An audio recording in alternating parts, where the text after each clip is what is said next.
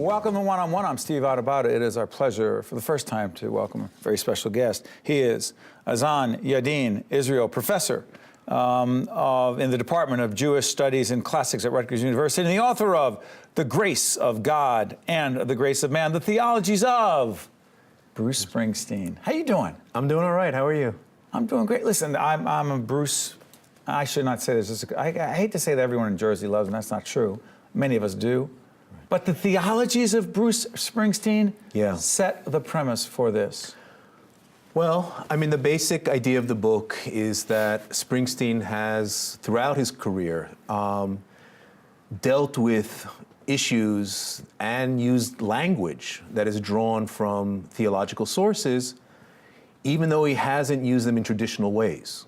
So he uses the language of religion and the imagery of religion and deals with topics that can be seen in some sense as religious, but he doesn't do it in traditional religious ways. For example, because I'm thinking of Rosalita right now and it's not hitting me. No. It's not in Rosalita, and you won't find Rosalita in the book either. Sorry about that. That's where my mind went. And that's a great point in a way, because the idea of the book is not that every song should be stuffed into this rubric.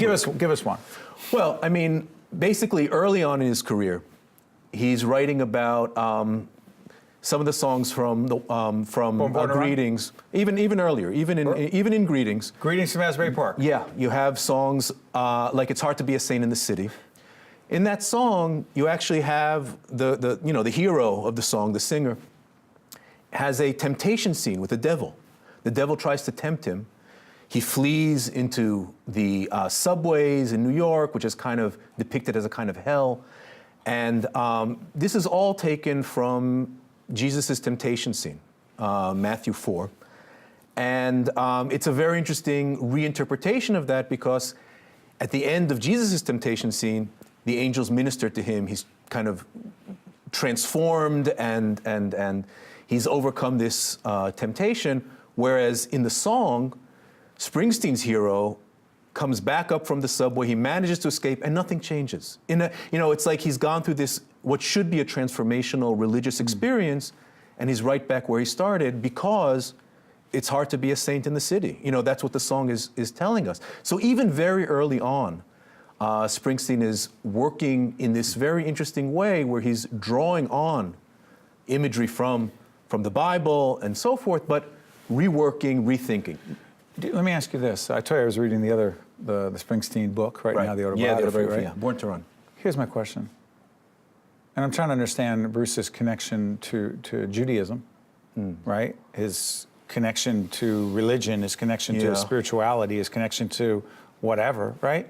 And here's my question. Yeah. To what degree, because his background. Yeah. Explain that to us from a religious point of view. I mean, first of all, his background is Catholic. So, right, it's Catholic. So yours is... I mean, I am Jewish and I am a professor of Jewish studies, but what I focus on is on later interpretations of Scripture, which could be Jewish and could be... It could be a case. I'm Catholic, he's Catholic, you're Jewish, and you're Jewish. I'm sitting there asking myself, do you interpret it in any way? And loaded question, I know, do you think Bruce was attempting while writing, and you say he's a serious poet, do you think he was attempting to go deep into theology while he was doing this at 24 years old? Right. All right, so there are a few questions there. I'm trying to make a lot of sense of that. I'll try to, so first of all, for me, these are religious texts. In other words, he's interpreting Scripture, he's interpreting, whether he is Catholic or, and I'm Jewish, that wouldn't really play into it. Yeah, it's irrelevant, because I'm just trying to understand the text in those terms. And in his own terms. So a lot of the book, for example, a song like Adam Raised the Cain, all right? So in Adam Raised the Cain, what I argue is that Springsteen is doing two things. One is he's using the story of Genesis and kind of drawing on the tension within the Adam and Eve and Cain and Abel stories. Right. But he's also, and this is a less obvious or less apparent part, he's also reworking the idea of original sin. The song opens with a baptism scene. In the summer that I was baptized, my father held me by his side. And throughout the song, he inserts statements like, you inherit the sins, you inherit the pain, which talk about of the father. You're born into the world, carrying someone else's sins. This, in other words, the idea of original sin, the baptism, which is the sacrament that tries to counteract, wash away original sin, and then these statements about being born into a state of sin. However, it's not the traditional original sin. It's not, the sexual original sin. It's the sin of what the Father has done to the Son. In other words, that's why the sacrament doesn't work in this case, and that's why. So here, for example, I mean, yes, I'm Jewish and my training is in rabbinic literature, but most of that part I'm quoting Augustine, and discussing Augustine's theory of original sin, because that's what's relevant. That's what's relevant to this song, and that's where that song is going. Didn't it? Yeah, a lot of this stuff speaks to me. A lot of it speaks to me. Well, let me ask you this: how much of this? It's interesting because one of the things that you've said is that because Springsteen is a popular artist, appreciated by so many, that he is not taken seriously as not just as a theologian, but as a serious poet. Yeah, that's a mistake, isn't it? Yes, it is. It's a very serious mistake. I don't think it's just that he's popular. I think that.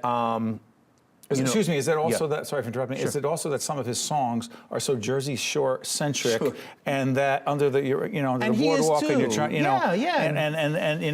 Madame Marie, so it's like, can't be serious. I think that's a big part of it. I think a big part of it is that, he also has a lot of, he embraces a kind of blue collar identity. Yes.